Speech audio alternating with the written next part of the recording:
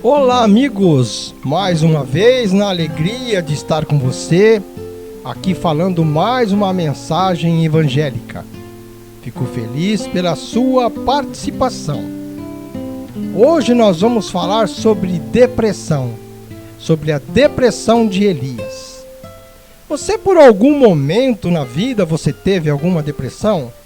Então é com muito prazer de eu estar com você e espero ser útil neste vídeo, aumentando o seu conhecimento espiritual e procurando melhorar você e eu cada vez mais. Vamos falar de um tema muito interessante. Você já agradeceu a Deus hoje por ter visto a luz do dia? Com certeza, Deus te deu mais uma oportunidade de vida, porque você é abençoado por Ele. Você viu a luz do dia. O que eu posso te dizer é orgulho e um muito obrigado por você nos seguir, curtir, compartilhar e na verdade a alegria é toda minha em saber que você é uma pessoa tão especial que está nos seguindo e deseja aprender mais do Senhor. Isso é muito importante. Hoje vamos falar de Elias. Vamos falar alguns itens que é muito especial dentro do contexto da palavra de Deus. Mas vamos lá falar, vamos discorrer esse assunto. Então, vamos começar a falar das dificuldades de Elias. A principal fraqueza de Elias registrada na Bíblia foi a sua vulnerabilidade emocional e física, manifestada através do medo, da exaustão e de um desânimo muito profundo. Embora fosse um profeta de fé inabalável, a Bíblia destaca o seu lado humano lá em 1 Reis 19. A fraqueza de Elias, registrada principalmente em 1 Reis 19, é um dos relatos mais humanos e consoladores da Bíblia, pois demonstra que mesmo os grandes heróis da fé estão sujeitos a limitações emocionais e físicas. Nós somos limitados. Então vamos começar a narrar. Logo após a derrota dos profetas de Baal, Elias cedeu ao medo diante da ameaça de morte que a rainha Jezabel queria lhe impor. Abalado diante da ameaça de morte, ele fugiu para salvar a sua vida. Elias sabia da maldade de Jezabel. A fraqueza de Elias aumentou quando ele tirou os olhos de Deus e os colocou na ameaça que Jezabel lhe havia proposto. Elias se tornou vulnerável quando temeu a Jezabel. Ele deu mais atenção à ameaça de Jezabel do que a segurança que o Senhor pode lhe dar. Ali ele começou numa depressão e desejo da sua própria morte, pois ele atingiu um estado de esgotamento físico, emocional, tão severo que, isolado no deserto, pediu a Deus para tirar a sua vida, declarando e disse assim: já basta, Senhor. O tipo, cansei. Vemos que Elias teve o sentimento de solidão e inutilidade. Elias sentiu-se o único fiel restante dentro do seu povo e expressou que não era melhor que seus antepassados, revelando uma crise de identidade e baixa estima. Ele se sentiu num momento muito delicado, fragilizado, inseguro. Na verdade, ele estava numa profunda exaustão. Sua fraqueza também foi física. Ele estava desgastado pela longa caminhada e pela tensão das batalhas espirituais, que precisou de sono e de alimento providenciados por um anjo. Para o quê? Para se recuperar. Elias precisou de Deus naquele momento. Sim, um anjo do Senhor foi ao seu encontro. Deus mandou um anjo alimentá-lo. Vai lá, alimenta o meu servo. Lá no Novo Testamento, resume essa condição que está escrito lá em Tiago 5,17. E afirma que Elias era um homem sujeito às mesmas paixões ou sentimentos que nós. Nós somos iguais, reforçando que sua fraqueza era sua própria fragilidade da natureza humana. Ele não deixava de ser um ser humano. No mesmo Tiago 5,17, que apesar de seus milagres, reafirmando, ele possuía as mesmas limitações e fragilidades emocionais de qualquer ser humano, como eu, como você, que necessitamos de momentos de paz. O Senhor usou Elias para mandar fogo do céu e derrotar um monte de profetas de Baal lá no Monte Carmelo. Ele os matou, e se você quer saber mais, leia lá em 1 Reis 19:40. Leia. Depois o Senhor usou Elias para quê? Para mandar chuva e acabar com aquela seca terrível que assolava a região. Enquanto isso, para lembrar, o céu ficou preto de nuvens e o vento se levantou e uma chuva forte começou a cair, e Acabe foi para onde? Para Jezreel. Elias era um homem abençoado. A força do Senhor veio sobre Elias e, prendendo a sua capa na cintura, ele correu na frente de Acabe até Jezreel. Mas aí começava a sua tortura física e psicológica. Ele passou a sofrer aquela pressão. Acabe contou a Jezabel tudo o que Elias tinha feito, todas as suas proezas, e como ele havia matado todos os profetas à espada. Então Jezabel enviou um mensageiro a Elias dizendo o seguinte: que os deuses me façam o mesmo e mais, se eu não fizer com a sua vida, seja como a de um deles amanhã a esta hora. Foi uma ameaça forte de uma mulher maligna, terrível.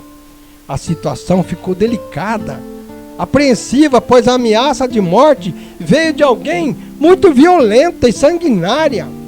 Então Elias se abalou.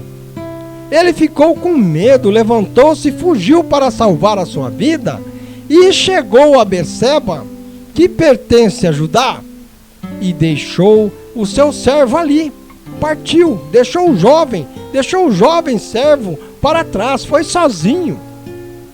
Agora eu pergunto, como Elias pode perder a confiança no Senhor tão rápido? Ele mudou o foco do Senhor para Jezabel.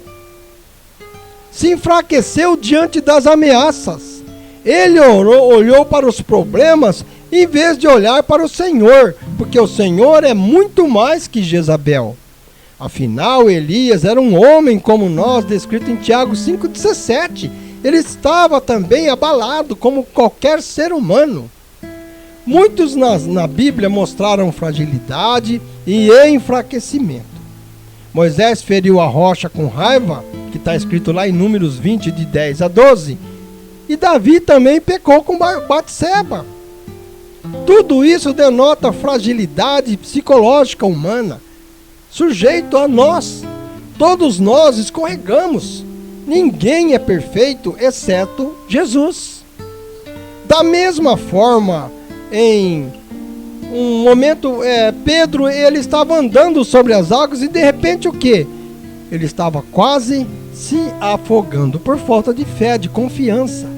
Aí faltou fé, faltou confiança. E é assim que determinamos os nossos momentos a quais nós sentimos. Deus não repreendeu Elias imediatamente. Deus foi paciente. Deus foi amoroso com ele. Pelo contrário, enviou um anjo para alimentá-lo e fazê-lo descansar. Deus primeiro agiu consolando-o. Deus não o abandonou naquele momento de fraqueza espiritual. Portanto, vemos que no silêncio de Elias encontrou Deus não no fogo ou no vento forte, mas numa brisa suave, aprendendo que Deus age também no silêncio e também na calma. Deus foi calmo, tranquilo, vou te curar. E a cura veio com um novo propósito. Deus restaurou Elias, dando-lhe novas direções e lembrando-o de que ele não estava sozinho. Havia outros 7.000 fiéis. Leia a palavra. Leia esse trecho. E nessa passagem, vemos que a fraqueza não anula o chamado. Mesmo fraco, Elias continuou sendo um profeta usado por Deus. Ele estava sentindo o ser humano. Deus não o abandonou. Mas qual foi o fim da ameaçadora Jezabel? Qual foi o fim? O que aconteceu com ela? A morte de Jezabel é narrada em 2 Reis 9, de 30 a 37. Ela foi morta por ordem de Jeú, jogada de uma janela lá em Jezreel, pisoteada por cavalos, e conforme profetizado por Elias, ela foi devorada por cães, sobrando apenas seu crânio, pés e mãos. Olha que triste fim. Sim, um triste fim de quem ameaçou a morte de um profeta querido por Deus. Quem foi o executor disso tudo? Jeú, o novo rei de Israel, que foi ungido para destruir a casa de Acabe lá em Jezreel. Deus tem uma pessoa sempre à sua disposição. Assim Jeú ordenou aos eunucos de Jezabel que a lançasse da janela ao vê-la pintada e arrumada, desafiando-o. Ela desafiava as pessoas. E a profecia foi cumprida e sua morte foi cruel. E cumpriu a profecia de Elias, descrito lá em 1 Reis 21, 23, devido à sua perseguição aos profetas do Senhor e adoração a Baal. Deus não o abandonou.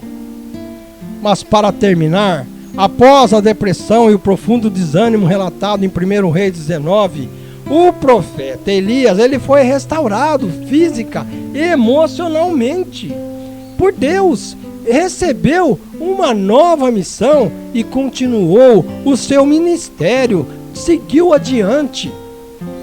Deus o tratou com descanso, alimentação e uma conversa sussurrada, suave, mostrando que ele não estava sozinho e redefinindo o seu propósito antes de ser levado ao céu.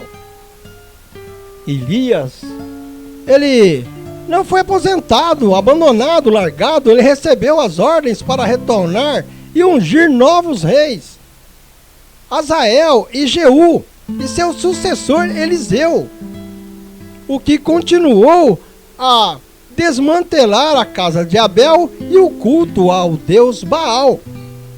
Elias, ele encontrou Eliseu e o treinou para assumir o seu posto, treinou para assumir o seu lugar.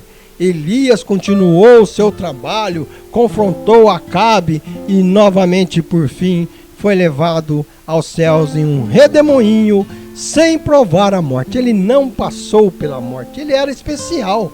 Ele era uma pessoa diferenciada. A história de Elias mostra que o desânimo simplesmente foi um perigo de esgotamento, que foi superado pela provisão divina e pela retomada de um novo propósito por Deus. Deus criou uma nova situação para ele. Sabe onde começam nossos sinais de fraqueza? Vamos enumerá-los, vamos ver quais são os sinais de fraqueza espiritual que nós sentimos. 1 é o orgulho. 2 é o egoísmo. 3 é a fé indefinida. 4 é quem não jejua e não ora mais como antes. 5, infidelidade nos votos e compromissos com Deus. 6, aí vem o medo e a dúvida. E o 7º é o desânimo para ler a Bíblia. Já no 8º é os maus olhos, o jeito que você vê as coisas. Mas vou citar onde começa a fraqueza espiritual neste vídeo. Eu cito os 3 primeiros sinais de fraqueza espiritual. Quais são? É o desinteresse pela leitura da Bíblia, que é a fonte de alimento espiritual e orientação em nossa vida. É a ausência da oração, que é formada de comunicação com Deus. Você tem uma intimidade com Deus. 3. Contentas e falta de comunhão com os outros cristãos dentro da igreja. Às vezes você não busca um pedido a mais de oração. Como vemos, nós temos momentos de fraqueza espiritual, mas devemos vigiar os nossos procedimentos. Vamos olhar para nós e ver que nós passamos muitas vezes por momentos de dificuldade, muitas vezes por momentos terríveis. E assim foi que aconteceu com Elias, que passou por momentos difíceis junto a Jezabel. E mais, ele deixou o seu precursor, Eliseu. Ele foi uma pessoa firme. Nós podemos, mas como ele se refugiou, foi lá para a caverna, se escondeu? Ele é um covarde? Não, meus amigos, nós passamos por depressão. Nós passamos por dificuldades, porque nós não sabemos o que vai vir adiante quando nós perdemos a nossa fé no Senhor, quando nós deixamos de colocar o Senhor como prioridade em nossas vidas. E ele fez isso. Ele esqueceu que Deus tinha um propósito com ele. Ele se sentiu vulnerável. Ele falou, quem é que vai me salvar, Senhor? E correu, se escondeu, fugiu. E assim, a Bíblia nos ensina que nos momentos mais difíceis, o único refúgio que nós temos está no Senhor.